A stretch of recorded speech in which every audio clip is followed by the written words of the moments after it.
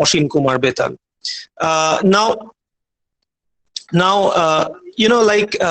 Before I begin formally, let me just very briefly mention that there are in total 3 lectures that I am delivering. One has already been delivered. And I had spoken about transnational speciality and post-ethnicity. Those of you who are my regular listeners would know some days back at Ramananda College. And on the 22nd of June, I'll be speaking on transnational contestations, home and homelessness for Kharagpur College and Agra College. So today I'll be speaking on the transnational novel. I'll be speaking about what I would designate as a post-colonial cosmopolitanism, and I'll pick up the authenticity debate entailed in it.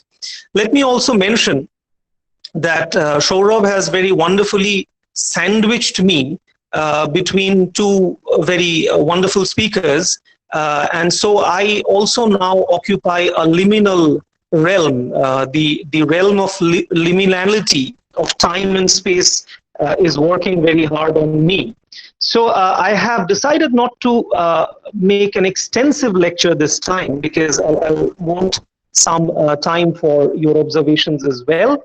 And so without further ado, let me begin consequently.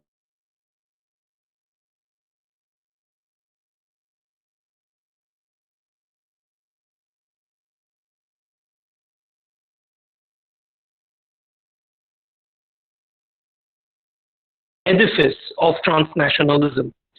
It basically involves cross-border political space. I'm not using the term inter-border because when you hyphenate the compound word with an inter-hyphen, you categorize categorical differences. Like, for instance, when we use the term interdisciplinary, we actually imply disciplinary exchange where the disciplines in themselves remain distinct.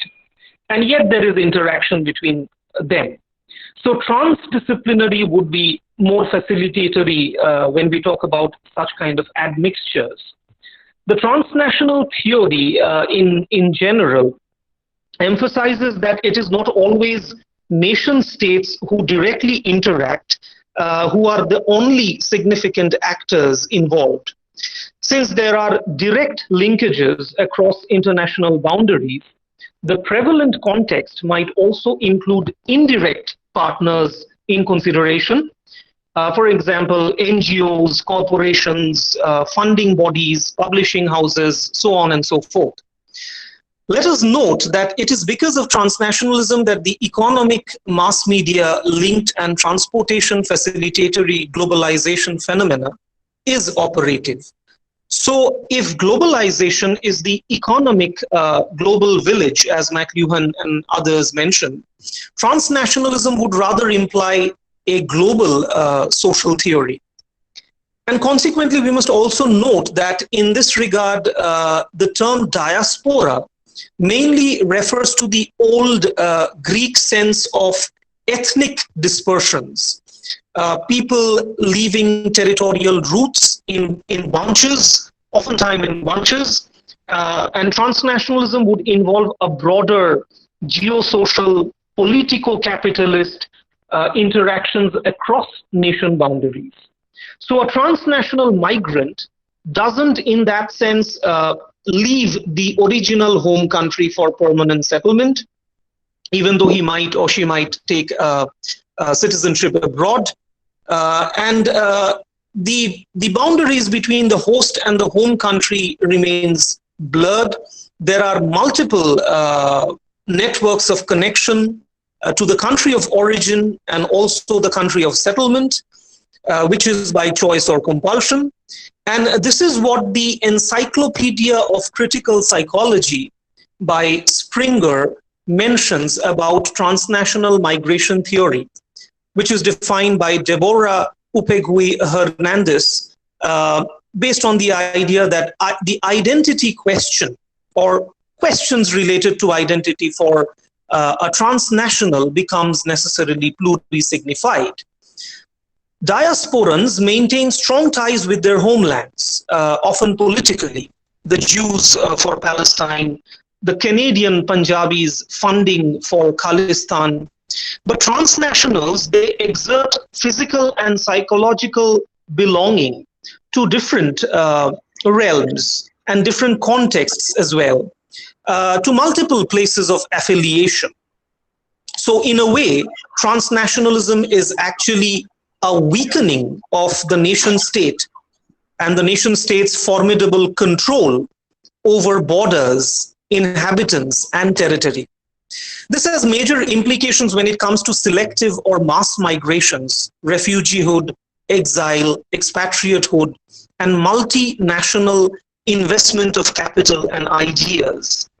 The traditional modality of power flow via constitutionally legitimate national and state governmental machineries are getting relocated, but not by replacing the former via supranational groups.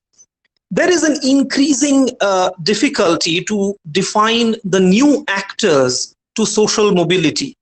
But at the same time, let us note, as Catherine Willis observes, that it becomes increasingly important to register what is designated as movements from below, with or without some bit of governmental or political patronage. These are hugely populist in nature also, often involving questions and struggles with environmental, human, citizenship, and civil rights. Mina Alexander mentions in Fault Lines, note the title of the text very carefully, "That's all I am, a woman cracked by multiple migrations." The question I'm proposing today in this lecture, can the transnational novel speak, culls the Spivakian query, which many interpreters consider tautological. When white people speak to white people about colored people, the very efficacy of representation is called to question. Brown academia, third world intellectualism, and feminist discourses get subdued in the process. Similarly, how come a category of fiction that is not exclusively affiliated to any one domain of space configuration and place specifics be treated seriously? Straddlers of culture don't have affiliations. It is conventionally believed, which is what I'm trying to challenge. So are they treated seriously? Not in the popular context they create, but the ideology they deliver. And accepted the fact that when we talk about ethnic loyalty and such, purist terms, these issues become a problematic which is not easily resolved. It speaks in profundity to whom it addresses.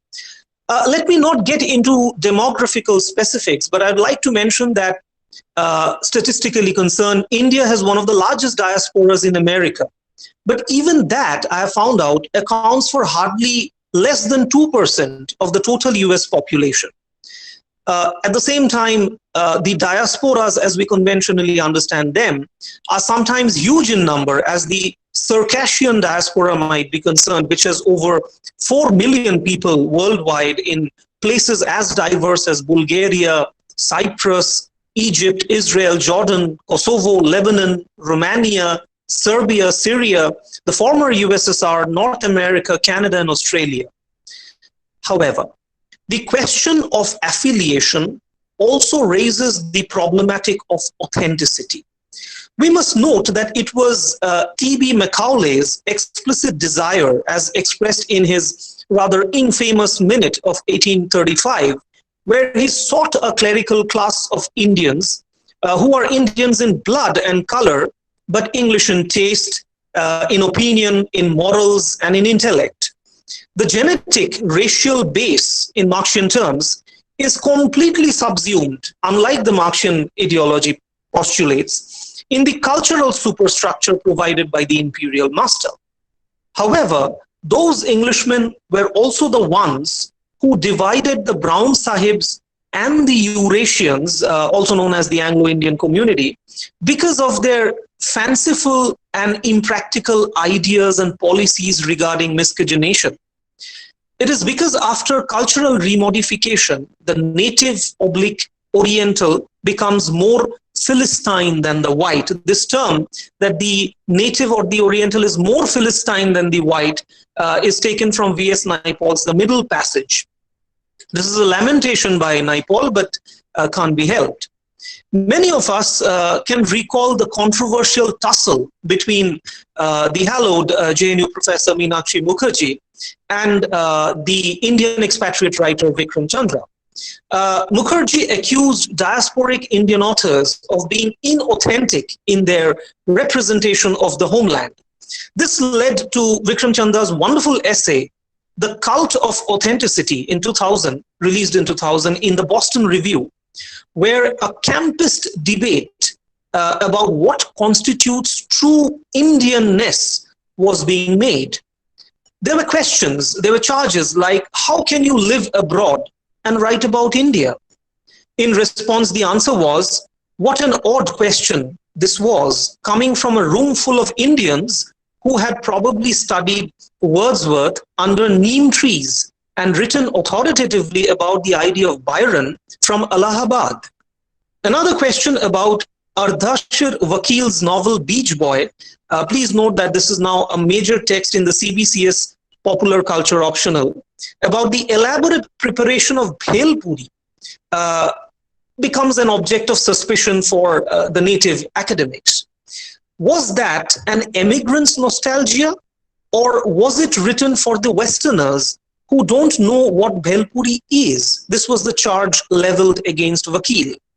The reply was, the writer loves to delight in the mundane. Delighting in the mundane is what the writer does and loves doing. Even Vikram Chandra's short story collection, Love and Longing in Bombay, had received such charges. One such charge being why there are components titled under Sanskrit tags like dharma, artha, kama. In reply, the writer mentioned that such terms implied duty, gain, desire, how they worked their way through ordinary lives, and the interlocutor was not happy or satisfied hearing the answer that the burnished glow of the Sanskrit, their seeming distance from the gritty landscape of the stories themselves, was reason enough. Now, these titles were to signal Indianness in the West. So the common charge is this, that these writers are more concerned about the lack of their Indianness more than they're concerned about their art themselves. It troubles NRI writers, or for that matter, I'm not just mentioning only about Indians and their Indiannesses. This charge can also be extended to the Pakistani diasporic writers, the Turkish diasporic writers, the Bangladeshi diasporic writers, as to how much of Turkishness or Bangladeshiness, or for that matter, any nationness is there in the given nationality of the writer. Now, this charge cannot be easily refuted, but the commonsensical idea that can be derived is that Indian cultural commissars, they don't worship their art properly. The same can be levied about allusions regarding ordinary people, that this charge came about that they don't represent or they don't address ordinary people. They address a very specific group of diasporans only, which again becomes a problematic, hard to resolve, because who are ordinary people? What do we understand by the term ordinary? What constitutes ordinariness? Now, these are abstractions which are not easily answered. And at the same time, we must understand that this boom in Indo-Anglian writing, this was initially known as Indo-Anglian writing, is now known as Indian English, which I think is a broad, expandable accommodation of various transnational extensions. Not only the Indo-American camp or the Indo-British camp, but maybe several hyphenated identities that are to be taken into consideration. Now, regional writers, Bhasha writers may or may not get due coverage in the national or even in the regional presses themselves.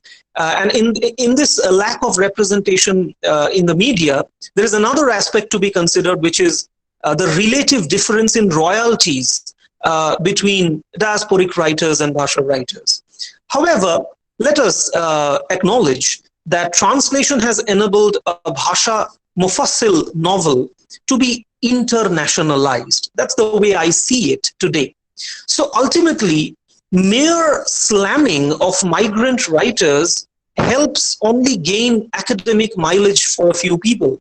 But let us also remember, subsequently and adjacently, that academic and critical communities are also restrictive communities. They are also limited coteries. And in a post-truth milieu, the political contestation for the real, and I'm talking about the real in a social sense, not in the psychoanalytical sense, the capital R, is basically a thwarted affair. Now, transnational cosmopolitanism is the easy target of attack because orthodox Desivads and ultranationals, mostly right-wing these days, they target the perceived emerging post-national world order as a threat. Transnational solidarity, hybridized metropoles, migrant spaces are perceived as threats for those who want to gain some political mileage with old slogans. So Leela Gandhi calls for a post-national ethic. And mind you, she advocated this idea way back in 1998 in one of her books. And so she was anticipating the crisis or the crisis of large-scale genocide, ethnic cleansing, and religious fundamentalisms we are perceiving all over the world today. Examples are not necessary to give because they are too evident, too explicit for all those of us who keep some bit of track about international world politics. We would be knowing about that, the Rohingya crisis being an example. Now, this perceives global transnational projects as national agendas as well. So obviously, these days there is the continued legacy of what constitutes the national, what becomes the anti-national. This is a problematic which has campus divides, so no easy answer would satisfy everyone. But let us remember that meanwhile, after the new millennia set in 2000, massive changes had taken place. Like I can give you a real life example of the 2003 Vancouver Declaration by the Dalit diaspora abroad, Vancouver, so I'm talking about Canada, working for the 250 million Dalits in India, promoting interfaith and multiculturalism. Our cultural citizenships are vast and beyond borders. It's something that we have to acknowledge. And old order substitutions are happening in both theory and praxis alike. For instance, Robert J.C. Young has substituted the term third world for a new term, transcontinentalism. Again, Arjun Appadurai's ideas of counter globalization and grassroots globalization cannot really miss out on the very workable interrelationship between the local and the foreign. Or as Ashish Nandi has mentioned about tackling the many forms of institutionalized suffering, note the term institutionalized suffering. Monocultural bullying, teasing, and insinuating is not the new age hallmark of cosmopolitanism, no matter how much we try to make for a resistance for puritanism or purism. I'll give you an example from Sam Selvon's The Housing Lark, where there is this character called Sylvester, in short Sil, who is ridiculed by his friends or his so-called friends because of his mixed identity. Man, you don't know if you are Indian Negro, white, yellow, or blue. Now, such a charge is, in the sense of political appropriateness, not correct today. In this wonderfully miscegenated world today, this is not really workable. It's time for everyone to extend their solidarity to the many degrees of assimilation that we know. So yes, the transcontinental novel or the transnational novel, I'm talking about the transcontinental novel in that sense because the term that I have used by Robert Young, transcontinentalism, reminds me of one of the conclusive stories by Jhumpa Lahiri, The Third and the Final Continent, where it is presumed that there can be individuals who have their loci of identity in more than two places, usually in three places, but this can even be more than three. It is at least three. So it does speak, the transspatial novel, the transcontinental novel, the transnational novel does speak. And we have Suketu Mehta, who had mentioned at one point of time that we are, the transspatials are actually not transnationals, but they are translocal. So basically people who have their stake, material and otherwise, in many different places, maybe when we consider internal migration and expatriate migration as well, they have their moorings, psychological and material, in all these places. They set up their new locales, and by that term, they become the locals of that place as well. So the idea of the local as someone who is a local by birth alone is not tenable these days. And this also leads us to acknowledge, as I would acknowledge, that it's not only these transnational writers who are speaking for this subject matter, Indianness being one of them, not the exclusive thematic content that we are talking about. And at the same time, they are doing this along with the native writers, the writers from the bhashas, their counterparts in translation.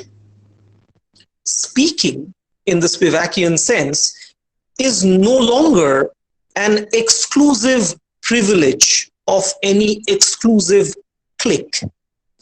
And it is our universal duty to listen to all voices before we can make any sort of theoretical or practical formulation. This much for today. Thank you very much. I have kept some time so that I'll be able to welcome any kind of questions or observations or remarks from your side. So over to you, Shourabh. Thank you very much.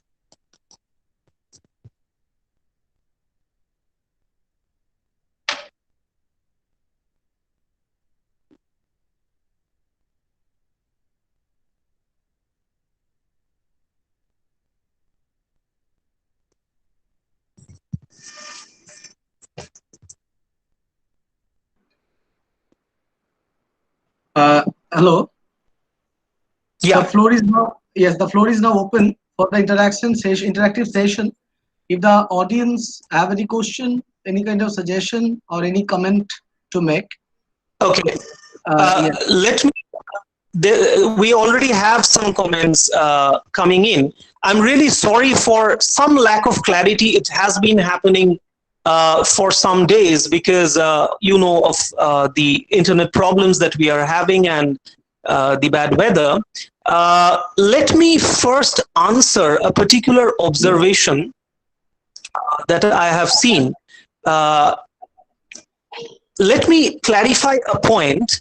I am not reading any of my papers, quote unquote. Okay, I don't know who is gender people here, but let me point out to you, I do some jotting down on a daily basis, and incidentally, there is, am I audible? Yes, Yeah, you're yeah, audible. yeah, yeah. So the span of these lectures are so vast, and their subject matter is so diverse that we can't read papers that way. These are all my scribblings that I do at many different points of time, taking your observation all in good faith. Now, the point is, I have been researching in this realm of diasporic theory and praxis ever since my research days, which goes back to 2000 and so the point is, the only reason why we read it out to you is because we have a time scale maintain. It's not like taking a class where, like even in a class, you see that there are time frames to be maintained, and I also have a speaker to follow up with. So I read it fast. I read it so that the content is delivered within a given point of time. Please don't take it otherwise, but if you invite me without a time limit, I'm happy to speak the whole day.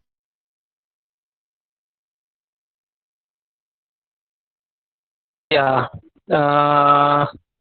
Okay. Well, we don't have any question as such. Yeah, we have a question from Shubhadeep. Shubhadeep, thank you very much for your question. It helps a namesake to offer you a question. So cosmopolitanism, a more radical theoretical framework rather than transnationalism, which doesn't problematize sufficiently the existence of the importance of the modern state, nation state. Yeah, let me point out, Shubhadeep, that cosmopolitanism and transnationalism, they are actually interrelated in multiple ways. And that was the objective of this paper, to point out to all of you that unlike the hardcore binarization that used to be operative in the earlier eras, earlier epochs of diasporic writing, it doesn't happen anymore today. Like this is no longer the milieu when Rushdie or Naipaul or Anita Desai are writing, in that sanitized, more spelt out word of the 70s, 80s, Rowington Mystery and others. So times have changed, and like the concept of home has also expanded a lot. So my contention is, yes, I definitely feel cosmopolitanism or cosmopolitan theories, there are multiple theories there, that accommodates. But cosmopolitanism also becomes feasible, also becomes workable when we have these visible and invisible interactions that take place between different countries. You see, wonderfully put, that it need not always be geospatial differences that maintain our segregation. These webinars, these invited lectures, they can accommodate people from all over the world. This is also an example of that. And the very fact that, there's no need to believe that the nation state is now defined exclusively by its territory. If you have territorialization at work, you also have had deterritorialization at work, and you also have a relentless process of re-territorialization at work. So we have to be more expansive in our thought processes to help things better. There is a constant flow, to and fro exchanges happening between the nations and their transnational loci. Any other question? Hi, sir. Shoykot here. I would also be happy to take it. Yeah. Hello, sir. Shoykot, I was missing you. Yes, please go ahead. Am I audible clearly? Yes, yes, you're audible. Okay, sir. My question would be the idea of cosmopolitanism and democracy. In this regard, I would be wanting to Yeah, refer yeah, to yeah, yeah. I can hear you now. Yeah, please go ahead with your observation. Yeah. Yes, yes, yes. I would be referring to Kant's essay on cosmopolitanism, and my Yeah. question would be that how much do you feel that the idea of Okay. intuition that Kant has talked about, right, that not only works in the paradigm of democracy, Mhm. but also in the paradigm of transnationalism? Okay. Could you elaborate on what exactly you want to know about the intuition part? Okay, by intuition, what I mean is that Kant says that in a democratic country or in a democratic world, so to say, you have to imagine about or think about those people who essentially do not resemble you. So how do you feel this would result in this idea of Yeah, yeah. confusion, borderless world, or this idea of transnationalism? Okay, yeah, fine. Now, the point is that essentially breaks down the binarization in the very first place. Because as I had pointed out, that when you have the operation of hyphenated identities who no longer remain exclusively hyphenated, you see, there is a strong contestation to fight these hyphenated identities. There is a strong contest. There is a strong desire to expand the domain of cultural pluralism in multiple ways. So, yes, I would feel that, this would basically involve an acknowledgement of the fact as to what is going to be the workable reality of the present and the future. And once we do that, our ideas of cultural pollution, our ideas of cultural decadence would also be changing, and there wouldn't be competitive voices trying to jostle with each other. We will no longer have Rushdie and Amit Chaudhary involved in a debate between the Picador group and the Vintage group, finding about who has the voice of representation. All of these are important voices of representation. All of these, and that's why I mentioned that you can be a very exclusive community writer. You can write for an exclusive community. But once your work gets translated, once your work reaches a certain domain, it can have an entirely new possibility for an entirely new set of audiences. So let us understand that when we are referring to the old diasporic writers who have written certain works at some other point of time, these writers in their recent works, they are redoing their models, redoing their understanding, and this constant to and fro movement between these different homes are taking place. I wouldn't designate this as movement between countries only. I would designate this as movement between different homes. Meenakshi Mukherjee had left out Amitav Ghosh. Meenakshi Mukherjee did not challenge Amitav Ghosh. She challenged Vikram Chandra and Ardashir Vakil and Khilnani, Sohail Khilnani, for the idea of India, because they were diasporic writers. They were settled there. But mind you, Amitav Ghosh, for instance, has 3 residencies: Brooklyn, Calcutta, Kolkata, and Goa. And he's perennially shuttling between them. Even some of us do, though we don't have a foreign settlement abroad as yet, but I do. I have a home in Kolkata. I have a home in Durgapur. I have to go to Bakur. I'm shuttling between 3 places at the same time. And I feel I belong to all these 3 places inclusively and exclusively. So it's that sense of expandable horizons that we must accommodate in our psychological and political thinking of these terms. Thank you, Shrikant. In this regard, anything sir, else? Yes, sir, there's another observation in this regard. You just yeah. You just talked about the idea of please. opening up of new possibilities, right? Here I am reminded of a certain book that is the Prison Notebooks by Gramsci, that was translated by Noel Smith, if I am not wrong.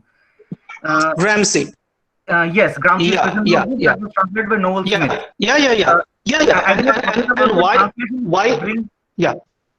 I'm telling you, as you're telling that translation brings new possibilities, right? But if you go through the book of Noel Smith, they have paraphrased it so technically that the idea of the subaltern class or the people on the cringes of history yes, has now been completely debunked. So I know. Positive I possibilities or know. negative possibilities? I know. See, no. That is not the problem of the book per se, and that is also not the problem of the language in which it was translated. That is the problem of the translator or the translators or the way of translation involved. That is a question that has to do with good translation and bad translation. You see, like I have read a book about a Bengali translation, a Bangla translation of The Namesake very recently. It's a dated book. I'm not going into that, but it's a horrendous translation. So just as you can have a bad translation of an English book into a language which is international, but which is, let's say, has a native base as well, it can be a good translation, it can be a bad translation.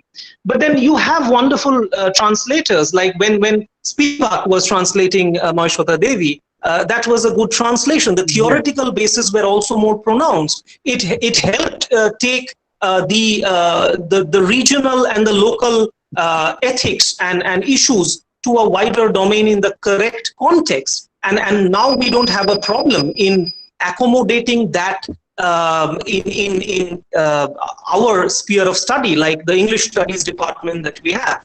Just yesterday, I'll just give you a very stray diversion as an example. One of my students was telling me that, sir, I want to do a PhD on cultural gerontology, which is one of the hotspots of my department. And he said that I have found out that it involves areas which are basically Western, Western textual context. I haven't found much of work of Indian, gerontological texts or a text having such gerontological or geriatric possibilities being worked on. I said, then you can start the trend and you can use theories which are both nativist as well as Western. That's up to you. So we have to be conscious about, coming out of these unnecessary academic and political compartmentalizations, which make life horrendous for all of us. And other than the fact that it helps release a couple of bad academic books. So that's the way I would see the whole thing. Anything else? Yeah. No, sir. Thank you very much. I have an observation from. I have a brief observation from Sharonna Ganguly. Yeah, I have a brief question from Sharonna Ganguly. She wants to know about resources from where we can understand transnational theory. Sharonna, let me point out to you that there is a plethora of resources on transnational theory. If you're just wanting to know about the theoretical part, let me point out to you that transnational theory is also part of political theories. You will find it in the domain of political science and international relationship. But when it comes to literature, you can refer to Transnationalism by Steven Vertovec. Steven Vertovec is a very important, critic on diaspora and new diasporas as we understand it. And if you are wanting to know about transnational literature with specific national connotations like transnational American literature, you can refer to the Cambridge Companions, the Palgrave Companions, and you will find wonderful information there as well.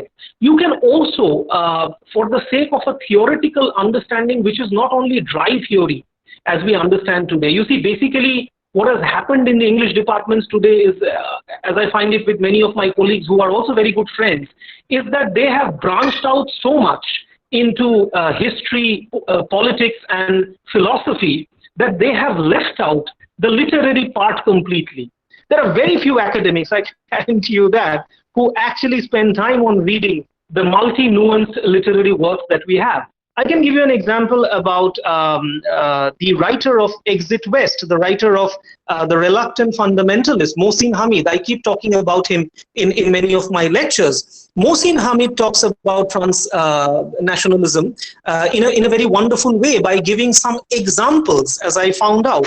And he talks about writers like Sara Suleri, Sara Suleri had a Welsh academic father and I think an Indian or a Pakistani mother. She faced some challenges abroad, but she dealt with it. Hopefully, you will find that in Meatless Days. And even some traditional writers. Let me give you an example like Ernest Hemingway. When I do American literature, I find Ernest Hemingway being referred to as an American writer. You know, Hemingway is traditionally referred to as an American writer. But have you ever thought about this, that there are novels like Farewell to Arms, which is based on Italy and Switzerland. There is For Whom the Bell Tolls, which is in Spain. Even the very canonical The Old Man and the Sea is based in the Caribbean. And this is the age of the memoirs. So you have A Movable Feast, which was based in Paris. So you have writings which are based in all these places which are non-American, and yet we just call him an American writer. You know, the way we call Saul Bellow a Jewish American writer. We have to remind the audience that he is not Christian. Mind you, he is Jewish, so treat him differently. This attitude has to go. This is the attitude that has to be relinquished. Okay, your gender, your nationality should not be, your caste, your class should not be the only domain of your judgment. Your content should be the domain of evaluation, positive or negative. Okay. Coming of age novels bearing the significance of transnationalism. Almost everything has something to do or the other with the idea of coming of age. Okay. Ardashir Vakil's Beach Boy is so interesting. Like, I happened to have this wonderful talk with Professor Krishna Sen during my MPhil Viva, that Beach Boy I found out to be a very wonderful work of art. You know, there is this boy who has this increasing tension about the surrounding world, about the understanding of the holistic world, and how to negotiate with the changes that are happening around him, especially when the contexts are different. Okay, and coming of age literally need not always be a Bildungsroman or a Kunstlerroman in that sense. I feel that for that matter, you know, when we are rising above the jingoistic nationalisms that we are talking about today, or the tribalistic movements that we are talking about today, everything has some bit of growth. Even if I begin with a character who is now 20-year-old, and gradually attains the age of 40, that is also a novel of transition. So even Moth Smoke is a novel of transition. Even Homeboys is a novel of transition. No Longer at Ease, I mentioned in the previous lecture of mine, where there is that going and coming motive, a circularity, a character going during his student days and coming back as a working adult. They have these tensions of transnationalism, but they also have a positive spirit of transnationalism. And in that sense, these are all what I call multi-territorialized Bildungsroman in that sense. Okay, so the Bildungsroman is also evolving. There is a very wide, and very strong mixture between the Bildungsroman and the Picaresque now. And that is leading to newer possibilities, especially when characters are on the run, literally, and in cyberspace, we are all migrating all the time. You find that as an important thematic content in most of the novels that are written today. So there is a diverse field. You know, once you start reading one or two of these works, the other works would automatically come in one by one. Anything else? No, I don't see any other question, any other observation, or any other criticism or critique. I'll be happy to accommodate that as well. Yeah. Saurabh, I seem to stick to your time. Okay, thank you very much. But before we move ahead to the second slot. I must say, what should I say? I'm really very ashamed of the kind of question that was being posted in the chat box. I hope Shubhodipda won't take it personally. Actually, these kind of web lecture series are already okay. These kind of web lecture series. No. The thing is that is also part of the game, because most of the questions need not always be a lip service. I always remind that. I once wrote a particular critique on Sylvia Plath in the Statesman, and I had a heated epistolary exchange with one of my critics in the letters to the editor section. Like, he was writing back and I was writing back, and this continued for 6 or 7 days, before which finally this thing was tranquilized, let's put it that way. And let me also point out that Meenakshi Mukherjee, for whatever critique we are offering about her views today, Supriya Chaudhary has a wonderful review after Meenakshi Mukherjee died. And it's a kind of an obituary that we have, I think, in the Outlook magazine, where she said that it is because of the expansive vision that Meenakshi Mukherjee had that she could even bring out the best from her critics or from the people that she did not so convincingly believe in. So this is a workable relationship, and I always welcome that. And it's part of the game. So I welcome that question as well, Saurabh. No need to feel bad at all. Well, okay, thank you very much for your generosity. Now, I will request Ashim Kumar Betal, faculty member, Department of English, Ondadhana Mahavidyalaya, to host the second slot. Ashim sir, are you there? Hello? Yes, I am. Okay. Please host the second slot. First of all, I'd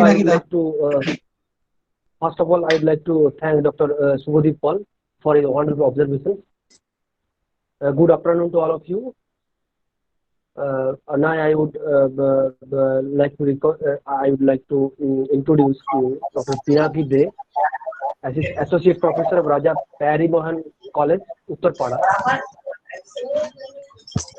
He will discuss today, which is a topic, and the topic is bookmaking and design, some milestones. Pinaki De is a multiple award-winning graphic illustrator, designer, who regularly works for renowned publishers like Penguin Random, HarperCollins, Hachette Routledge, Pema, Oxford University Press, Singapore University Press, Bloomsbury, Warrior Blackstone, World View, Pan Pickholder, Simon & Schuster, Permanent Black, Alchemy Says, Raleigh, Sahitya Academy, and so on. His book cover for Kolkata by Kunal Bosu won the prestigious Oxford Bookstore Prize for the best cover design in India. His PhD in comics theory, he was awarded with PhD in comics theory. Pinaki is one of the editors of the prestigious annual magazine Longform. He is the Indian comics advisor of Mangasia. There is sort of a problem. Now I would like to introduce Dr. Pinaki De, and he is now going to address us in this topic. Dr. Pinaki De. Pinaki De, this is Shubhodip here. I'll be having to sign off. I welcome you to the post-noon session, and I'm one of your big fans, telling the audience here to enjoy. Please carry on from here. Can you hear me, Shubhodip? Yeah. Okay, wonderful. Yeah, I can. I can hear you. In the last 10 minutes of your lecture, so like Shubhodip and I go a long way back, so it's fantastic to hear you again, at least virtually after a long period. Yeah. That's not a problem, of course. I think really, Pinaki De, carry on. And Pinaki De is also the illustrator of one of my books. Yeah, so thank you very much. Thank you, Saurabh. Thank you, everyone. Yeah. Okay, so I hope everybody can hear me clearly, and can you hear me? Okay, so before I begin, what I want to talk about is, of course, I have a presentation as well, and because without this, I think it will not work. So can I just, test my presentation, for 5 seconds to see that it works, and then begin my lecture. Will that be okay, Shoura? What do you think? Okay, okay. Okay, fine. So let I'll do me get this shared thing up. So can you see my screen now? Can you see my screen? Yes, we can see You your can. screen. Yeah. Can you see my screen? Your enter screen once again. So can you see my screen? I mean, that is what I'm trying to tell. Is it a blank screen? Just white? No, it is a white screen, but there is something Yes. in the middle. Can you see the picture now? No. No. No, sir. No, Yeah, tell no me. picture. Only the white screen. Only the white screen? Then it's not working. Just a minute. Just a minute. No picture. So present now. Okay, let me do the entire screen. I think the entire screen is a better shot. I think, can you see it now? Can you see it Yes, now? yes, yes, yes. We can see. Can you see the picture now? Yes. Yes, sir. Okay, wonderful, wonderful. So, let me stop sharing first, and then, of course, most of the time, the problem is you may not see me. You may actually see my presentation because it is actually very visual in nature. Somebody is presenting. Okay, how can some? I'm sorry. I mean, I think it's a mistake by somebody. Yes, Can Paramita Bhai, please stop presenting. You don't have to do anything. We will just. Yeah, Yes. that's fine. I think it's like a small mistake. So what I'm trying to tell is, of course, that what I'll be talking about is the history of book design. And when I talk about book design, of course, I'll be not talk about design per se, but about only some milestones which somehow, defines the way we look at books, right? I always consider books to be a kind of an artifact, although, the very fact that the book is an artifact is being now questioned by the arrival of ebooks and all that. But still, if you look at the evolution of the book as an artifact, I think you have a very interesting subject at hand. People really don't talk a lot about book design as something part of literary discourse, which I really regret. I wish to change that. So I intentionally, chose this subject. So what I'll try to do is to just, jog you through some most important milestones in book designs, and you'll be very, very surprised to see how those designs actually have an impact on the way bookmaking have evolved down the ages. Now, let me start the presentation as I hope you can see this now. Can you see my screen? I mean, just say a yes or no. I mean, I just want to know whether you can see my screen. Can you see my screen? Yes, sir. Yes, sir. Yes, sir. Fine. So It is visible. wonderful. So I begin with a person who I credit to be the inventor of the modern book. Although we know, of course, the first book was, the typed book was, of course, first published in Germany, the Gutenberg Bible. Although there are many, probable situations that we haven't discussed that, but I'm not too concerned about the 15th century or the 14th century too much. Let me begin first with this man. The man that you see in the picture is, of course, Aldo Manuzio. I think this man has a contribution to Renaissance as much as the other great humanists. In fact, Aldo Manuzio is also known as Aldus Manutius the Elder. And if you ask me, he is one of the singular most important person in Renaissance humanism. Now, why do we don't read him? I absolutely don't know, because I think he's one of the few scholars and and bookmakers who have redefined the way we see a book. In fact, Manutius, of course, we are talking about the 16th century, the early 16th century. And if you look at the early 16th century, the whole bookmaking business was based in Venice. Although the movable type, as we all know from the Gutenberg press, was invented in mid 1400s in Germany, it is Venice which actually became the center of bookmaking processes that, in a way, mark the mark Renaissance humanism so much. In fact, according to the great Renaissance scholar, Vittore Branca, at the end of the 15th century, there are almost 150 typographers operating in Venice. Can you imagine that? 150 typographers. And the brightest of them is this man, Aldus Manutius.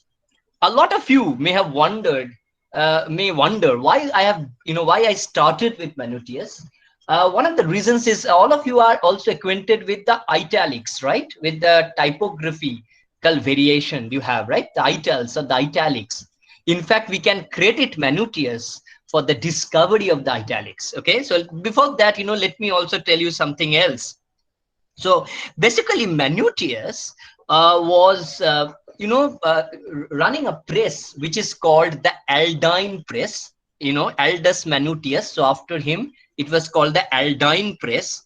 And Aldine Press was initially one of the pioneers who almost tried to recreate the handwriting in typography. So if you look at the early typography, although the handwriting was long form, written in a long form way, the typography was mostly in something called the Littera Antiqua and the black letter form. So it was very geometric, it was very scientific, but it didn't imitate the handwritten manuscript too much.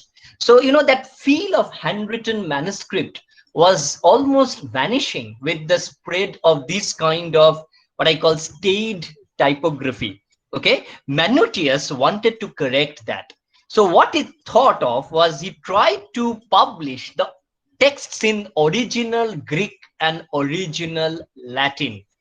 Now, he was a pioneer in that. In fact, he published almost 30 to 35 texts in original Greek and original Latin. Let me show you some of them, because I think this is also something that people don't know too often. So it is good if I can show it to you.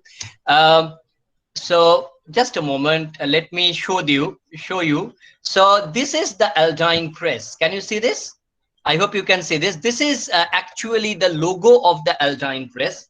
I hope you can see this. Can you see the mark here? So this is the logo, the anchor with a dolphin. That's the logo of the Aldine Press.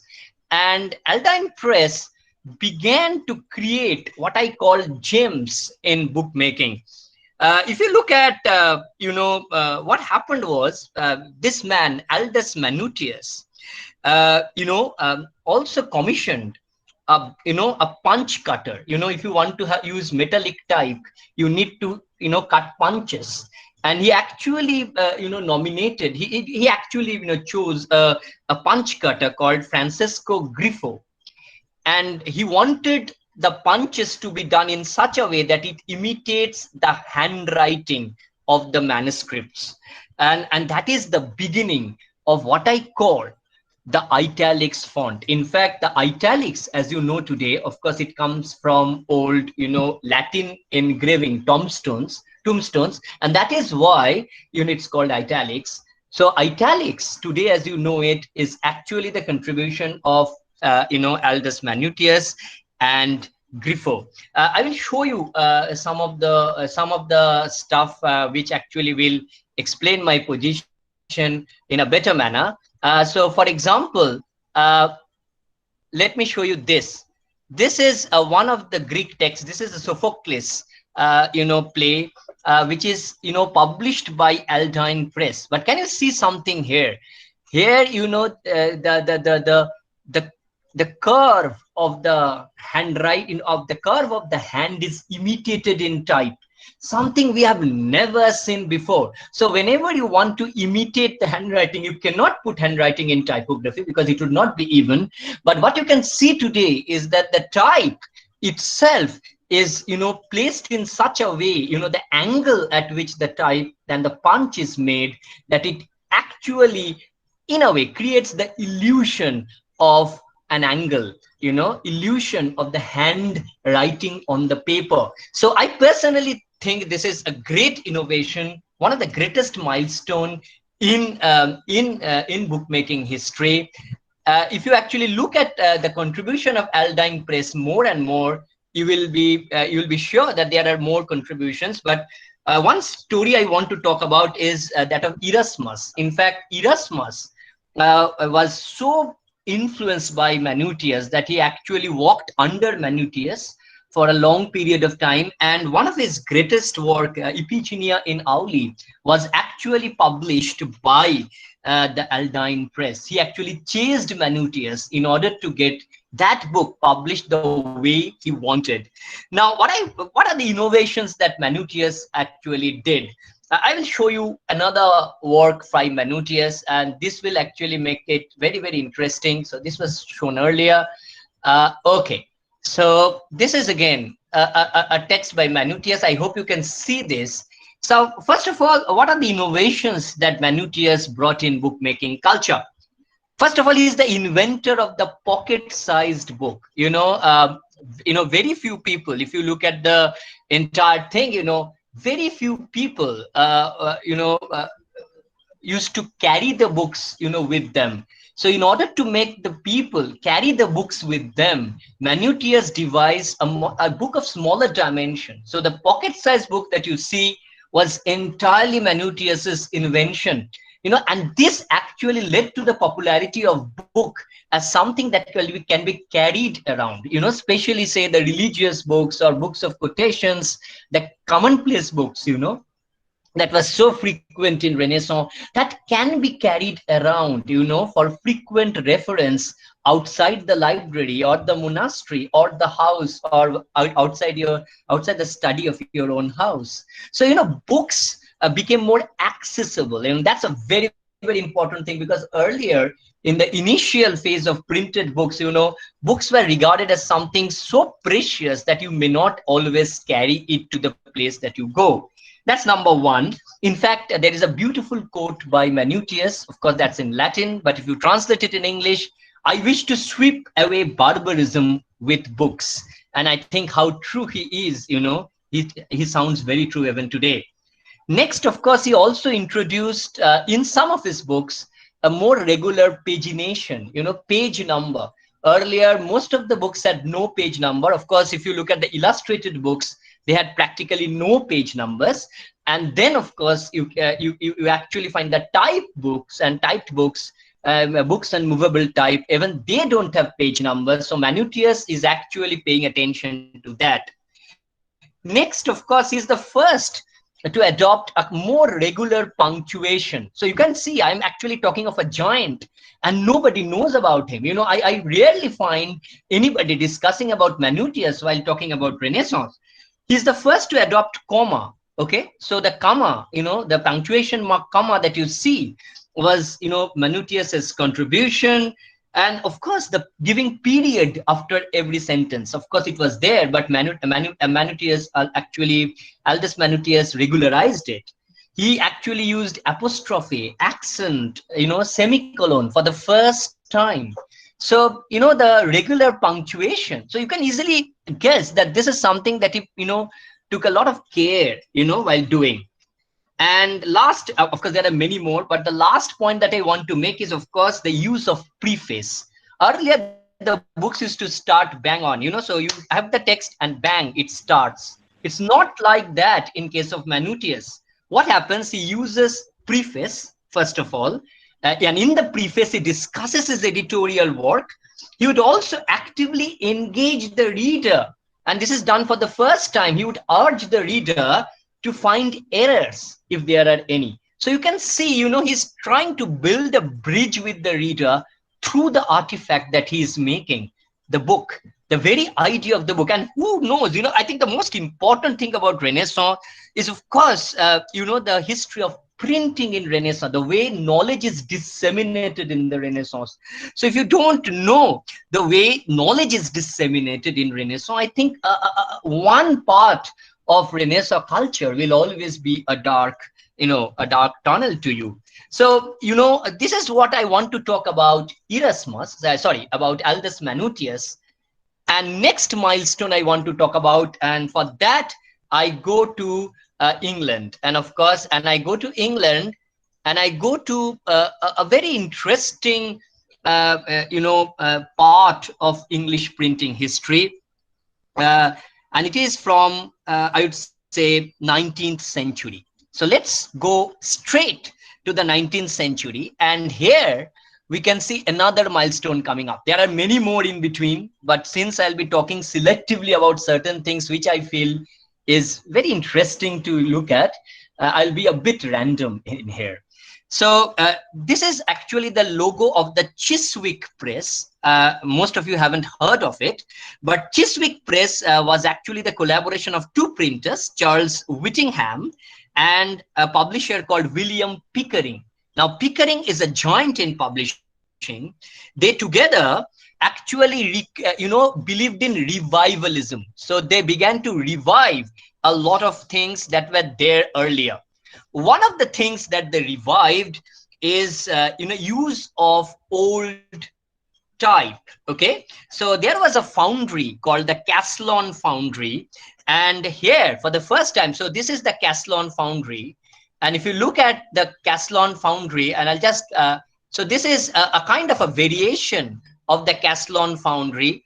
For the first time in a book, Caslon, the type, is used. And that is a huge step, because afterwards, whatever came up, Caslon became one of the most important classic typeface for a book. In fact, one of the book I want to show you, and I'm actually showing it, is actually the diary of Lady Willoughby. And this is, of course, you can see the date. It is, it was a revival. So it was published in the year 1844. Don't look at this date. This is a misnomer. This is actually part from the novel. But, the date is basically if you look at this, it's 1844, 19th century. I was talking of 19th century. And since this date is important, because, what you are seeing is a proper layout of a page. So can you see? So there is an illustration. This is called a headpiece. There is a title. So the title comes either up the headpiece or, below the headpiece. It depends. Here it is up the headpiece. You have something called the grid. And within the grid, you have a drop cap. The drop cap is in old, type. You have the body text set in Caslon. You have use of italics in order to accentuate things. And you have what I called marginalia as well. So you actually see the grid of a book being laid out. So it was done earlier, but it was not done this geometrically. So I personally feel Chiswick Press to be a great innovator in the way a book is laid out. And so one of the most interesting thing is the Chiswick Press. I will give you the sample of, this is the Caslon type. So if you can look at it, this is the Caslon type, William Caslon type. And these are the variations. And, all the type that you see, these are, remember, type with a bit of, decorative element at the back is known as the serif font. So all the serif font that you see, the Garamond, the Times New Roman, are actually Caslon derivatives. So, the whole use of Caslon becomes very, very important in this context. So let me show you more the one text that I think is pressed by, published by the Chiswick Press, that redefined layout. This is, of course, one of the Book of Common Prayer. This is the Book of Common Prayer, one of the greatest bestseller ever. And if you look at it, you can see the name of the publisher, William Pickering, 1844. And for the first time, you have a color variation in type, right? So you have actually another color being added in type. There were many interesting decorations.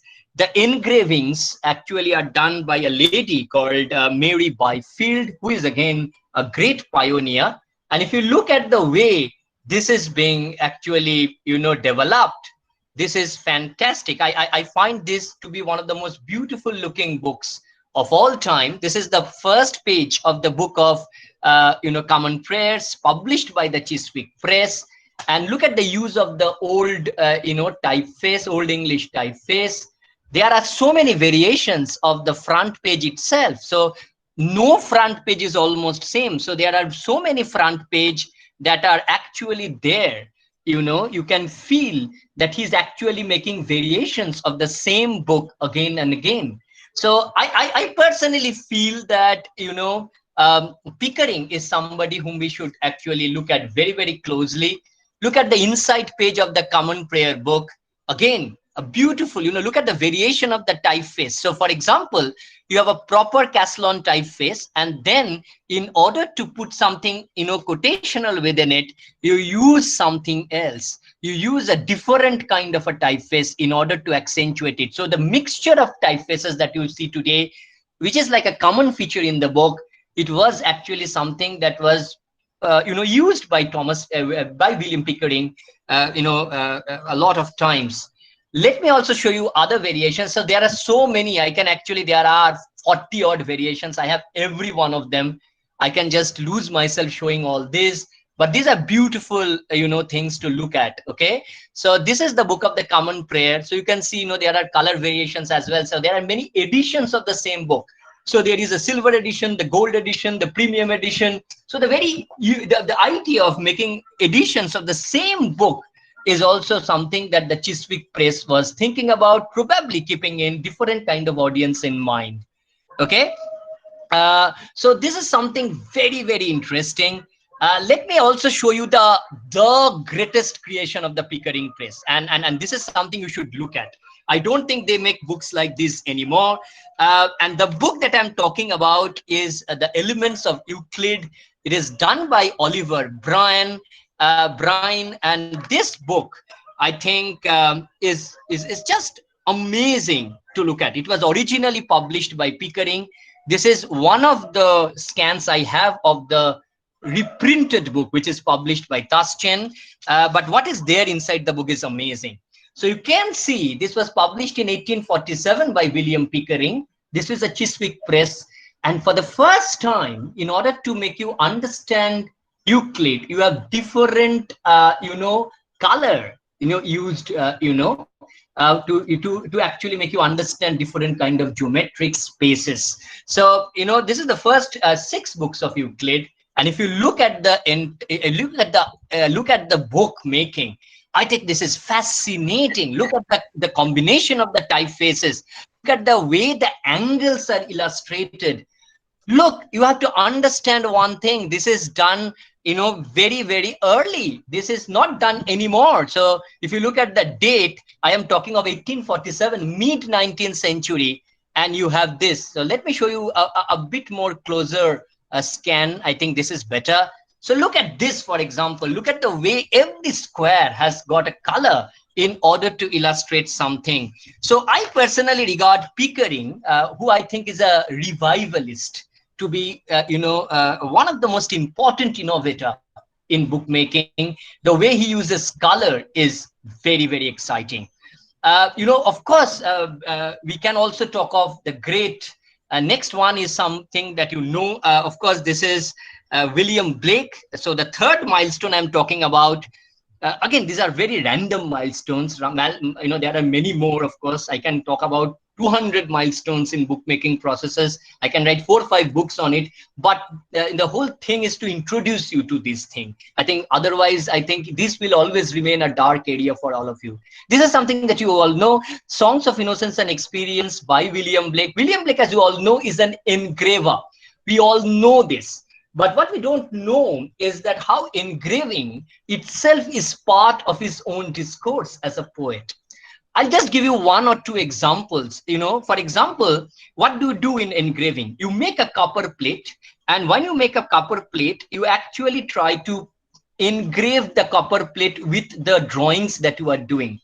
And on that copper plate, you actually pour you actually do the engraving on that copper plate by fire, by help of fire. It's almost a process akin, which reminded you of the mythical way, Moses received the New Testaments, something that, the Moses receiving the Old Testament, the Ten Commandments, which was actually written on fire, written by fire. Remember the very image of God writing the in fire on the tablet is one of the most defining, image in Old Testament. So the very idea of 10 commandments. So remember, Blake himself viewed himself as a prophet, almost Moses-like. He carves out, things from within the engraved plate. And within the engraved plate, you would actually put on color and actually, print the color on the page itself. So the very act of,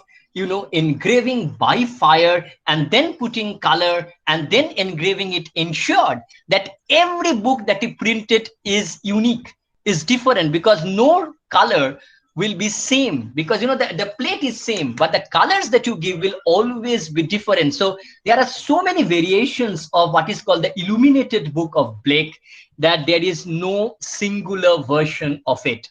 In fact, if you go to one of the biggest website, William Blake Archives, you will see so many variations where the colors differ a bit here and there. It is not the same in all the places, in all the texts.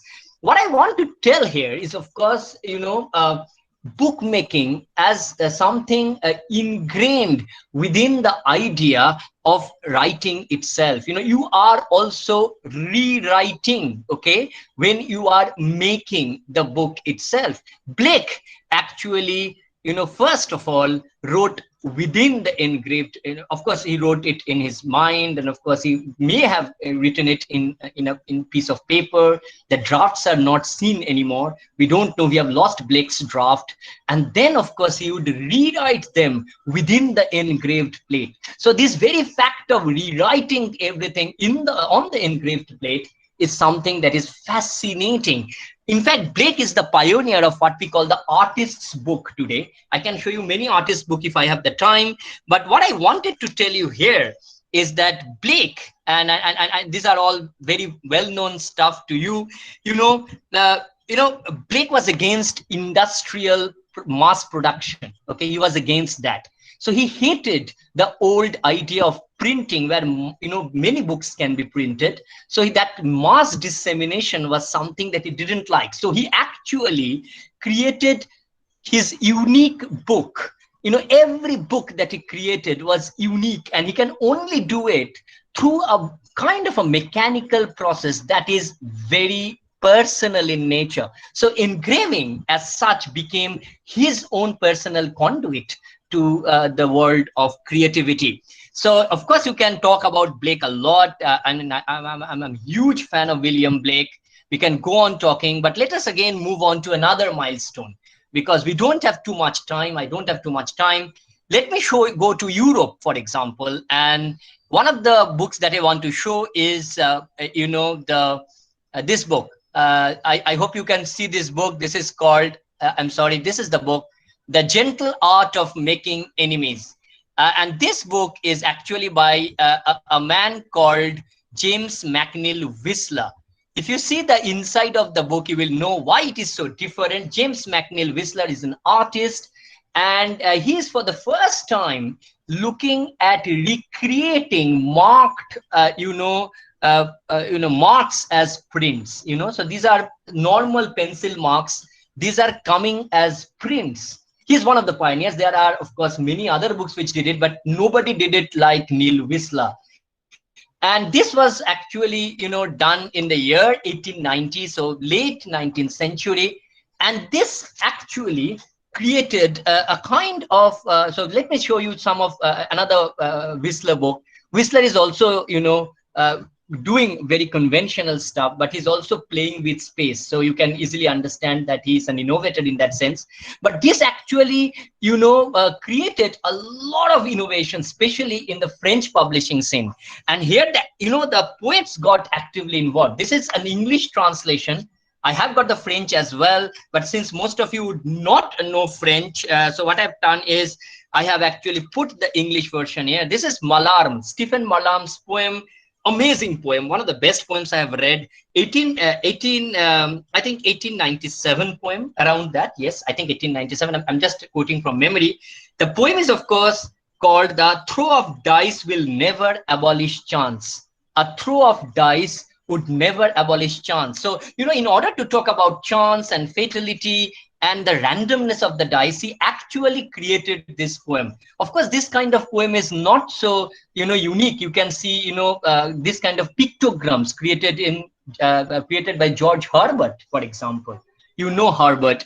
Later, of course, Apollinaire will create, Guillaume Apollinaire, the French symbolist poet, will again create amazing text called calligrams. I don't know whether I have calligrams. I can show you calligrams. I think I have it.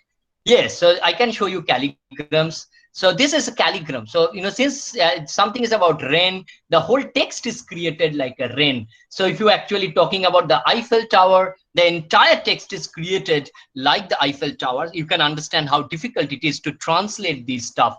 But what I'm trying to say is, Mallarme is a unique personality because he, for the first time, consciously does it and consciously takes interest in making the book like that. He employs an artist to do it, and he was very, very sure of where to place the texts, in the space where it should go, the way it should be explored.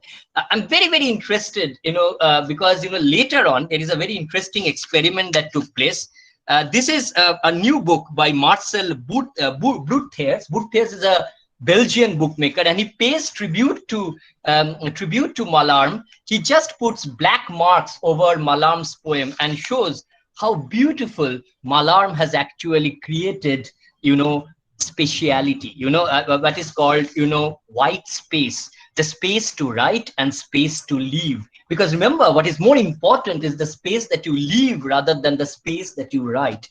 Every creation actually takes heed of this more than anything else. So I think this is again a very, very innovative thing. And this is actually something I have done. I have overlaid Mallarme's poem with a kind of a translucent paper with Bourthier's new book.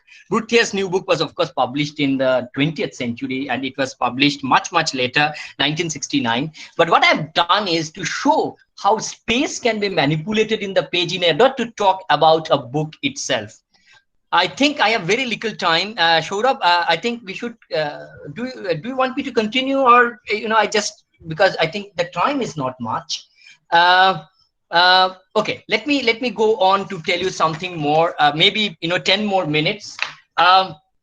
Very interesting bookmaking, of course. I'll just end with one example, and this is Yes, sir, continue. Huh? Tell me. Continue, sir. Continue. Okay, so I will do two things. And I'll end the lecture. So give me 10 minutes. So again, another very interesting bookmaking is something that we see in 1968. This is, of course, the great book by Marshall McLuhan. You all know this book. The medium is the message. A must study. But here the design is by a person called Quentin Fiore, and Fiore actually uses visuality as an index of textuality. So here you actually can see, look at the way he has actually used this. The book is an extension of the eye. So the book itself, the vision of the eye staring at you becomes the text itself, and the text actually refers back to the picture. So Quentin Fiore, I think the book of Marshall McLuhan, The Medium of the Message, is probably another great milestone that we can look at. This is again another from Quentin Fiore. Look at the way, the visual iconography is used in order to create a textuality of its own. Here, the very idea of textuality and visuality overlaps each other, and it creates a kind of a continuum from which it is very difficult to extricate one from the other. So what I'm trying to say is that this is extremely interesting, and because it is not only bookmaking for decorative purposes, but it is bookmaking as what I call as a creative enterprise, as something that talk about the text. Look at this. Technically, we are beyond survival, and you have only 2 exclamation marks. And that's the book. That's how the entire book is done. I can show you many. So this is a chapter called You, and look at the way, the concentric circles has been used as a kind of a motive that actually, reflects back on the text that is written on the right-hand side. I think this is a great innovation. Another innovation, great innovator, another milestone I want to talk about is that of Richard Eckersley. Now, Richard Eckersley is a great designer, but one of his greatest design is that of Jacques Derrida's Glass. If you know Jacques Derrida's Glass, and I think many of you have read Glass, Glass is a very interesting text. Here, Derrida wanted a bookmaker to do it. So you have the left-hand side and the right-hand side, then both the texts are different from each other. So on the left-hand side, you have text by Hegel, and on the right-hand side, you have actually a text by Jean Genet. If you are very interested to know which text, of course, the text is very, very long, but I remembered it by heart. It's what remains of a Rembrandt torn into from equal, what remains of Rembrandt when it is torn from equal pieces and flushed down the toilet. This is a very surreal text in a way by Jean Genet, and he is actually putting the text by Genet on the right-hand column and the text on Hegel on the on the left-hand column. And these texts, sometimes they overlap each other. They fuse together. I'll show you. So, sometimes they fuse together, and look at the way sometimes, esoteric Tibetan writing, makes a kind of an appearance in Derrida's text. What I'm trying to say is, that these two columns, in a way, if you look at it, of course, the linearity of an average book would not work in a text like that of Derrida's. And so what happens is the medium becomes the message itself. So, what happens was, I'll just tell you, both the columns actually resist each other. So it becomes a kind of a futuristic text, because there is a larger question of how to read the two main columns of print. The left-hand column is a commentary, or whether it's an exposition, or in Derrida's own word, whether it's a violent decipherment of the philosophy of Hegel, while the right-hand column of the similar maltreatment of a great playwright actually breaks down the very idea of text as it being quoted, frequently, texts as quotation. So, what I'm trying to say is that, if it was just done in ordinary typeface, in an ordinary layout, the very idea of Derrida's Glass would have been defeated. No academic institution touches Glass, and I'll tell you why, because they're too afraid to deal with this kind of visuality. Glass is a later work of Derrida, and I've never found any academic actually mentioning this. But this is such a wonderful work, and if you look at this is actually something that is seen earlier. This is Talmud. Can you see? So if you can see the right-hand part, this is Talmud. The old Talmud. The old Talmud had that kind of text. Derrida is just imitating the idea of Talmud in a more postmodern, context. So that is one thing I wanted to show you. And the last one, where I actually end my fascinating lecture, is my favorite, with a favorite writer. Of course, this is James Joyce's Ulysses. You all know Ulysses. It's my favorite book. I've read it so many times, and it's a book that I go back whenever I feel a bit depressed. But what is fascinating that you can actually decipher, read the entire Ulysses by just looking at the way the cover of the Ulysses, evolved. This is the first version of Ulysses, simple cover. But what is interesting is Ulysses got a very, very exciting cover, and I don't know whether you know this. This is a cover which was commissioned by George Massey. George Massey actually, gave $5,000 to a great artist called, him, Matisse, Henri Matisse, and wanted him to do the cover of Ulysses as well as to do illustrations within Ulysses. James Joyce was very, very excited, but as happened, Matisse never read Ulysses. He thought that the Ulysses is actually a mythical figure just based on mythology, nothing else. So he lost the contemporary context. And this is the cover he actually came up with. It's basically a kind of an engraved cover. Of course, there is a kind of a reference to time here. But what is interesting is the illustration. That he actually made 6 illustrations. There are 2 drafts. So these are the illustrations that he actually created. So these are the illustrations that he created from Ulysses. These are Matisse's illustration of Ulysses, and James Joyce was furious because for him, this was not what he intended to write. But, this is a very curious context. But, what happened was later, when in America, Ulysses was published, as you know, it won a great battle. This was a design which was done by Ernest Rayl, and this is a 34 version of Ulysses. So if you can look at it, it's a beautiful design where it actually tries to imitate the architectural space of Dublin itself, the square spaces of Dublin itself.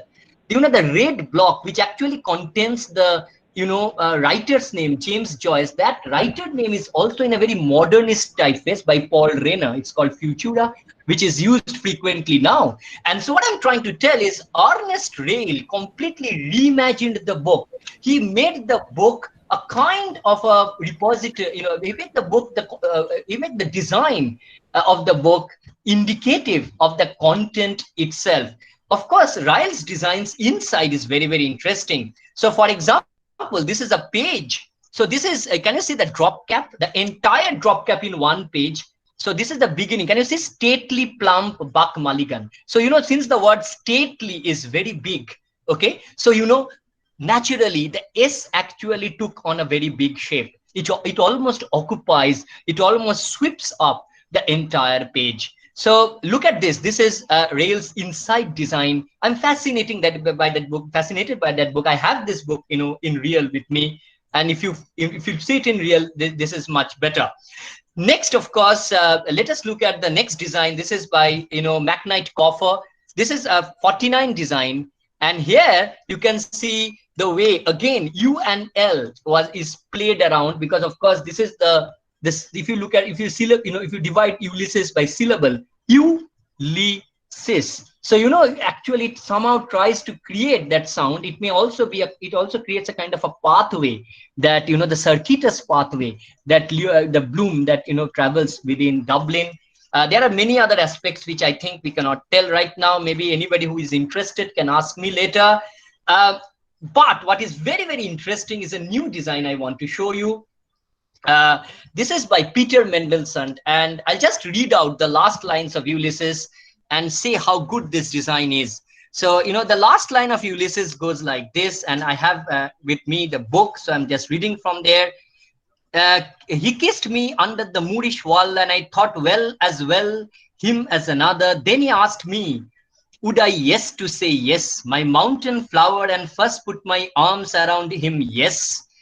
And drew him down to me so that he could feel my breasts all perform, yes. And his heart was going like mad, and yes, I said, yes, I will, yes. So, Mendelssohn does something very interesting. He completely does away with any kind of pictures. He just, uses the word Ulysses to create the yes from within. The entire Ulysses is built along this very idea of yesness. And, so this is where, you can see cover design almost imitating or almost creating a subtext in itself. This work, in a way, this very cover, probably focuses on the use of language within the text. So when you look at the cover, you may not understand what is there in the cover until you read the end of the book. And it actually also ties up the book in a nice circle. So as you end the book with a great yes, the last word of the book is yes, you again come back at the cover and you discover the yes scrawled in black. So, this is something I find fascinating. What I'm trying to say is, I'm sorry, I'm just stop sharing. I hope to see you again, because this is something that I wanted to talk about. I'm not sure whether this will interest you. This is an academic seminar. I'm not an academic as such, although I teach somewhere.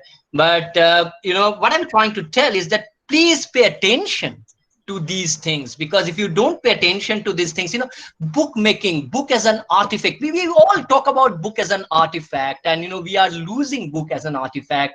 We are not paying attention to the materiality of book itself. The very idea of materiality is such an important concern for every writer. As somebody scratches a pen on paper, the very idea of hearing the noise of the scratches on pen or paper or a tablet on a screen, that very sound, the very birth of creativity is actually inscribed on a kind of materiality. It may be a tab, it may be a Kindle, it can be a book, but you cannot deny the very materiality of the medium through which you are actually conveying your very abstract thoughts. So what I'm trying to say is that, please, whenever you read a text, and I was hearing a bit of Amrit Das text as well, and there is such a wonderful, subtext of, Gulliver's text, Gulliver Travels printing history, book history.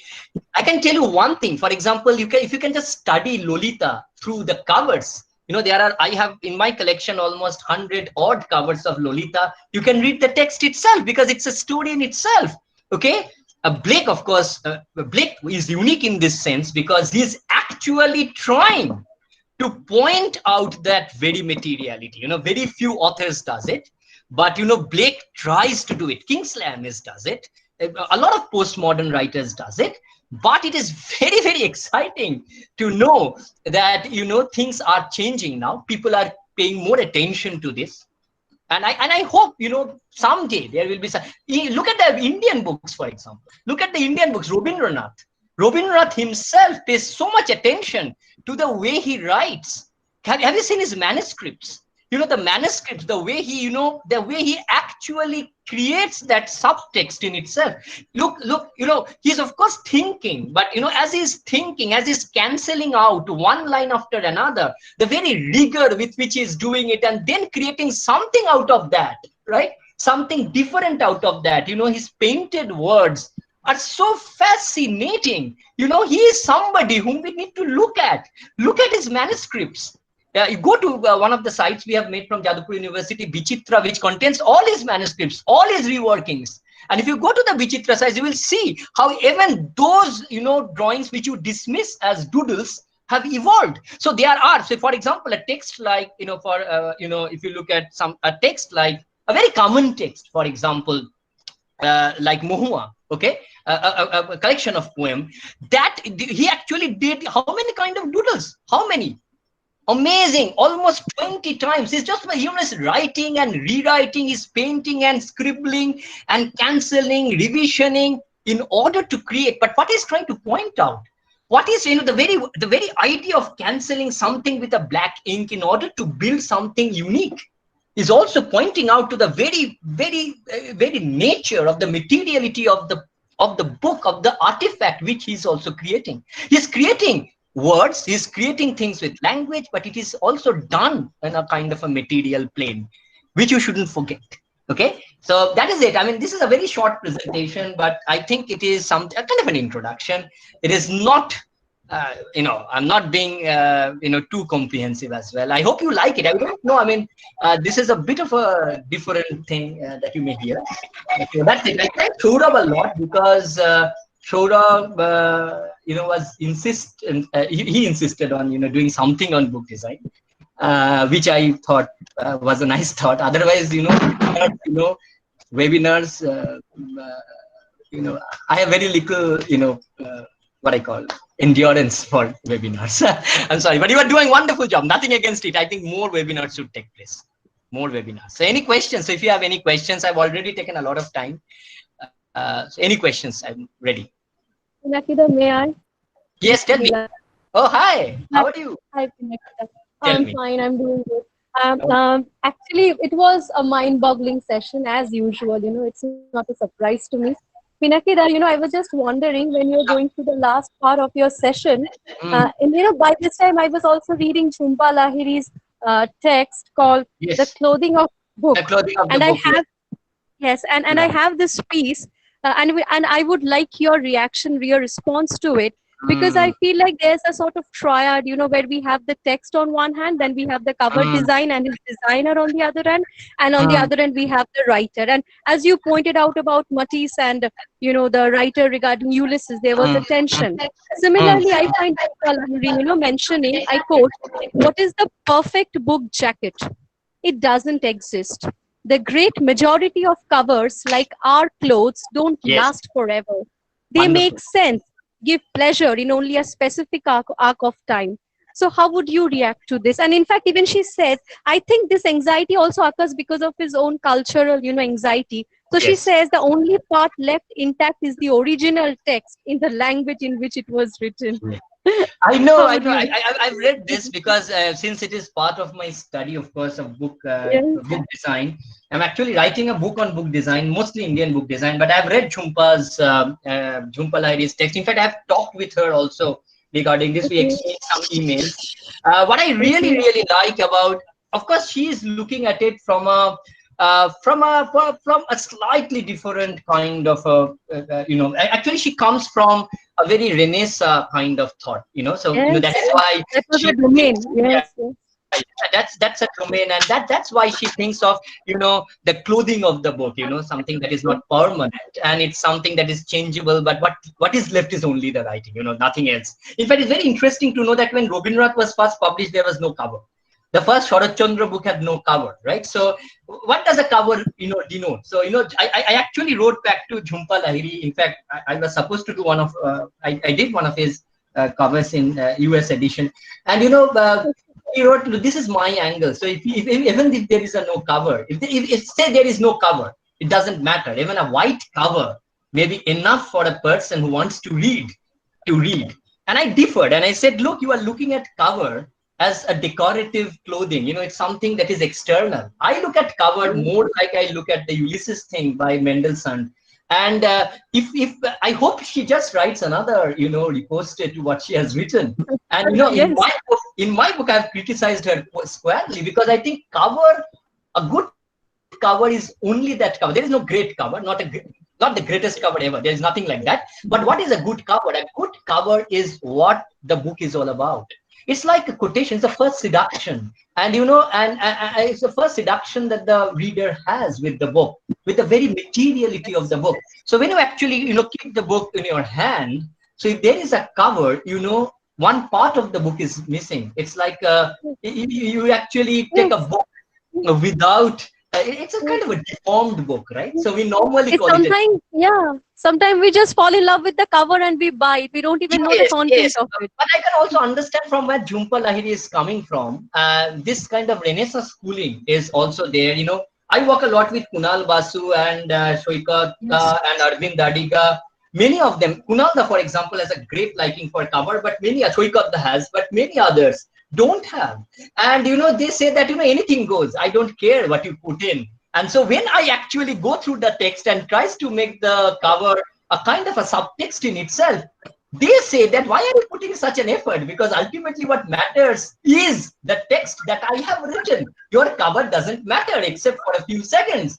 And I say it matters because, and I cite the example of Ulysses, and I tell it matters because it creates another story arc. It takes off from your story arc. I understand it's like a surrogate to you, but that doesn't mean the surrogates don't have a place in the world. The surrogates, everyone. Yes. So that is what I'm trying to tell. But Jhumpa's book is very interesting. I think I should credit her because she is one of the first writers to write about cover. Look at Virginia Woolf, for example. Her sister, Vanessa Bell, actually designed her cover. And unless she designed, nothing from Hogarth Press went. So, that's again a great, fascinating collaboration. So I can, Murakami, for example, Murakami doesn't do any cover without, Chip Kid. So a Chip Kid cover is as important as a Murakami book. In fact, Murakami tells that, my book starts from the cover done by Chip Kid. It is not from the first sentence that I write.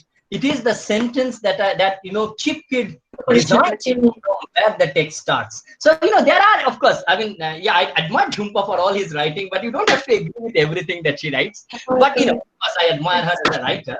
Yeah, and We'll be waiting I for your want to add perspective. to the We'll be waiting. question. yeah, I yeah, want yeah, to I'll be add writing. to the question. Yeah, tell me. Ma'am. Saurabh, am I taking Hello. too much time? I'm sorry, I'm No, breaking no. the. Yeah, tell me. Hello. Pinaki. Okay. Hello, Pinaki. Yes. Okay. This is Sharbani Di, and I want to add to my students' Oh, question. Sharbani Di. Tell me. Hello. What Ah. I want to ask you, because you yourself are a very active and prominent cover designer, book cover maker, should I say? Yes. Do you think that the role of the cover designer is a kind of a a second creation, a transcreation of Yes. the book, which Yes. may be interpreted not like the book but differently? Yes, I think so, because I think so, but it of course starts with the book, but it can branch out to different things. The problem is the way covers are done today. You know, in a book, in a market which is guided by commerce and all that, cover making, cover design. I'm not talking about cover designing. Cover making is a lost art. Most of the people who does cover don't read the text. So if you don't read the text, you will be left with a very bland cover. You will just be putting up one picture or the other. So there may be a very good looking Yes, picture, exactly. a great painting that will be put in the cover. But if it doesn't talk to the text inside, I don't think you have created something amazing. So unless you create something amazing, unless you create something different from what, of course you start off from the text, but it's not necessary that you stick to the text. So you take off from the text, and as Sharbani, as you rightly point out, it should be a kind of a new kind of a story. A story which takes its birth from the writings of the author, but it branches on to take on a kind of a life of its own. So every cover has its own story. I was talking with one of the persons I admire as a cover designer, of course, is Satyajit Ray. And whenever I see the Ekon covers, I was talking with Soumitra Chatterjee the other day. He was one of the editors of Ekon along with Nirmalendu Acharya, who has died.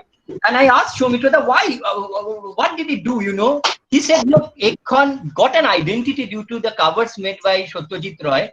But look what he did. He actually took the title of Ekon and put it in different styles. Now, what happens was, is actually talked about Ekon more profoundly than we did within the writings. So by the sketches of Ekon, which imitated sometimes Baroque art, sometimes Alpuna, sometimes something different, Satyajit Ray created something of a subtext. In fact, if you read Ekon together, I have all the 36 Ekons, they create a story in itself. In fact, the story of Ray's cover in Ekon can be a book, can be a book. That can be a book in itself. One day maybe I'll talk only about the Ekon cover, because I personally feel all the Ekon cover is a tribute to every art movement that Ray admired. So he imitated William Morris in one cover, and then he again imitated something like a Shantiniketan Alpuna in another cover. If one cover is a tribute to the Bohas tradition, another cover went back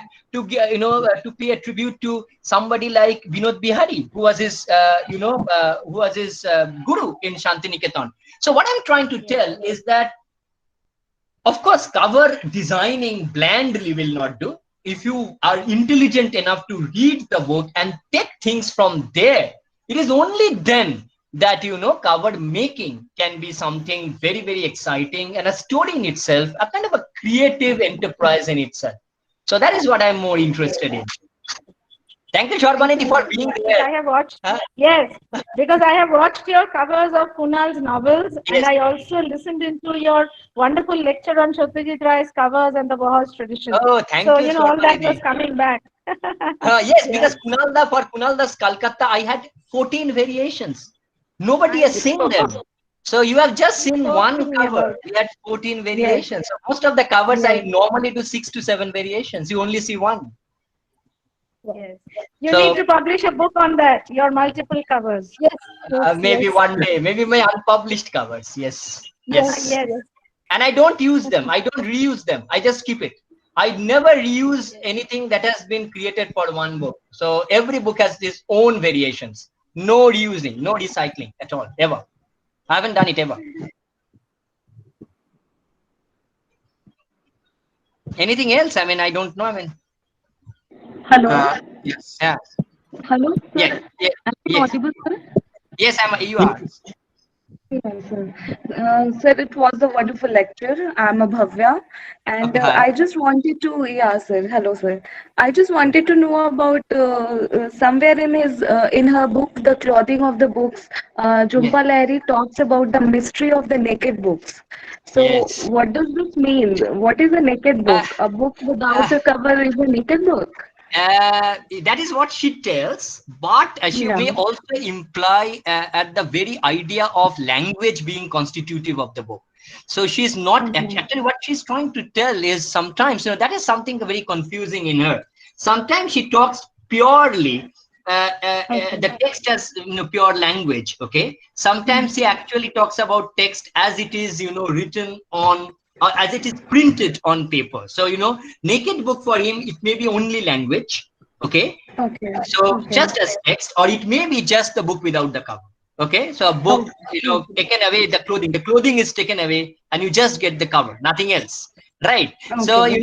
and he says that there is a mystery in it, because when one you put, that's another way of looking at it. So once you actually look at the cover, you try Yes, to sir. compartmentalize it, because you want to pin it down. You want to pin the book to certain image. Okay. You want to pin the Yeah. book to certain symbols. You want to pin the book to a certain vision, right?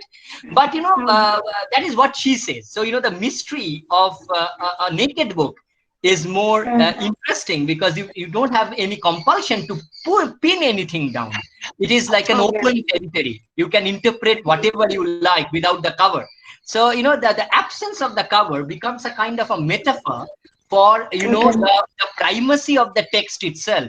I think Jhumpa is coming from a very Renaissance point of view, where the primacy of text takes off as a more important attribute. But if we look at the Renaissance texts, we forget that, because the way Renaissance has been disseminated, it has been seen, as a painting and textuality are very different kind of knowledge branches, and they exist separate. So maybe a Vasari can write about painters, but he has to write only in type, a kind of a printed place. So Michelangelo wrote a lot of sonnets that's not ever seen. We only see the Sistine Chapel of Michelangelo. The only person who Yeah. get that crossover done is Leonardo da Vinci, and his notebooks, Yeah. where you can see both the text and the painting existing side by side. But very few people know that the very idea of Renaissance is built on canon making, on the way printed books Yeah. disseminated knowledge to the furthest corner. I think that's the singular most important contribution of Renaissance. Otherwise, Yeah. Renaissance is not always a great period that we celebrate. Renaissance was an extremely patriarchal period. Can you get me the name of one Renaissance woman writer? You cannot, probably. You cannot. Yeah. Exactly. Exactly. Not. Yes. Most of the time, colonialism takes its root. It's a very dark period. We have been taught lies by the Western countries that Renaissance is always but one of the greatest, if there's even one contribution that is very positive about Renaissance, is the way knowledge has been disseminated, and the way it has been disseminated through books, through materiality. And this is something that I personally feel in canon making. I think book making. I think Swapun Chakraborty has a wonderful essay on this, about the continuity of Renaissance. The very idea of Renaissance culture was based on the written word, not the spoken word. That written word became one of the most important metaphors of the Renaissance culture. Okay. Okay. Thank you. Thank you so much, sir. Yeah, thank you. But I think, Shodav, have I completely smashed the time barrier? I think I have. Yes, yes, of course. Now we are at the end of this session. So I would request Oshim Kumar Betal, the faculty member, to take question. If there is any? Is there any other question? Okay.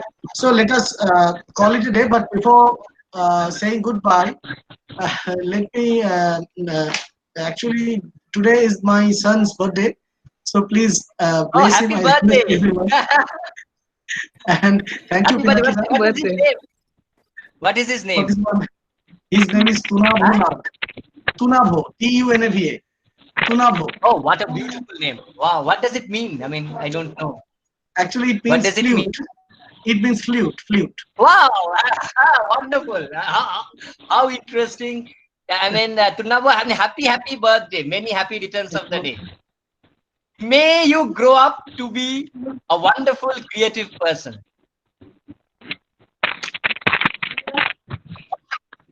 Happy birthday to you, Beta. Everybody is wishing you birthday. Look at the messages that's come out. Yes, it's pouring.